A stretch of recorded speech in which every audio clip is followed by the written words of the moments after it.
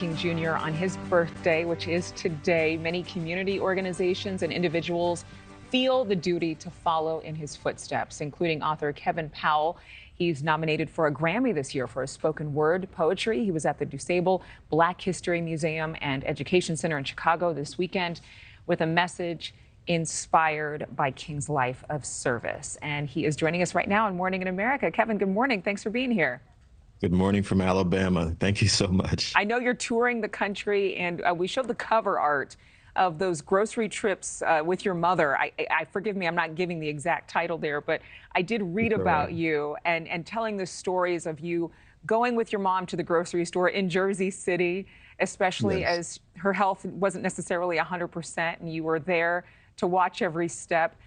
In relating that to the message you convey about Dr. King, do you think this generation, our youngest generation, understands honor and honor of our elders in the same way that perhaps your generation or mine did? Well, I think, I try to be respectful of all generations because I think given all the polarization we see in the country, I do see it, and I see it. I've been in Indiana, I'm in Alabama now, I was in Chicago.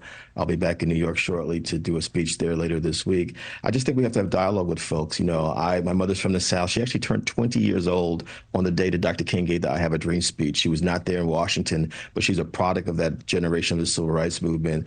And certainly I hold dear the traditions that were passed along to me, even though I was born in the North. My mother's from South Carolina in the South. But I have hope. I have great hope in our people. When I say our people, the American people and just human beings in general, I just think that we have to have a new kind of conversation, and what better time to do it than on the birthday of Dr. King. And I think that what you said was so important, respect for all generations, and yet we all need someone to teach us and lead the way, as Dr. King did. So a lot of kids actually attended your event over the weekend and were on the front row here in Chicago. So how do we better teach how to give back, how to serve? That drum major mentality where kids and grown-ups, it's not just kids, it's right. This whole era of wanting to be famous for something. When Dr. King mentioned in one of his most famous speeches that it's best to just want to give back than to be the one at the front of the line. Well, that's a great question. When I was in Indiana last week, I pass the mic to young people, listen to the voices of young people. I've been doing this work since I was a teenager, since I was a youth myself. That was the first time I actually ever came to Alabama many years ago.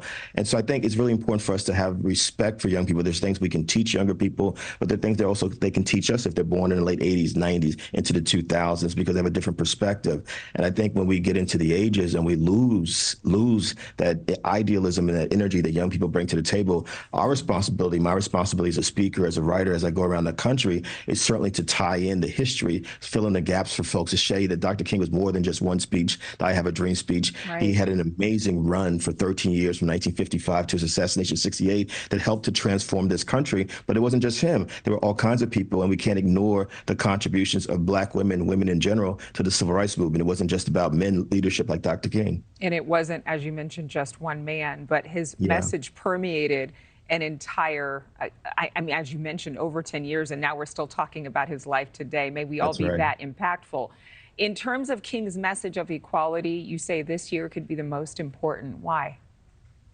We have a presidential election, as you know, the caucus is tonight in Iowa, and we have to decide where we want to go as a democracy. Do we really believe in democracy, opportunity, justice for all people? Look, I'm a product of the civil rights movement. I'm a first-generation college student, a white brother, a Republican. The former governor of New Jersey, where I'm born and raised, Tom Kean, actually passed the legislation in the same year, 1968, that Dr. King was killed, so that working-class kids of color in his home state of New Jersey could get an opportunity to go to college. There's no Grammy nomination for Kevin Powell. There's no 16 books that Kevin Powell has written, any of the things that I've been blessed to do in my life without those opportunities. I think we need to be clear about that. And it has allowed me to be able to go out there and help and serve people as well, all people, in the spirit of Dr. King. And so we got to ask ourselves, are we serious about having that big tent that Colin Powell, the late General Colin Powell, talked about for all Americans? Or are we trying to just have opportunity just for a handful of people? When I see the things that are happening around the country, and I've been to all 50 states in this country, I see great possibilities, but I also see despair and fear and division. We have to decide in the spirit of Dr. King,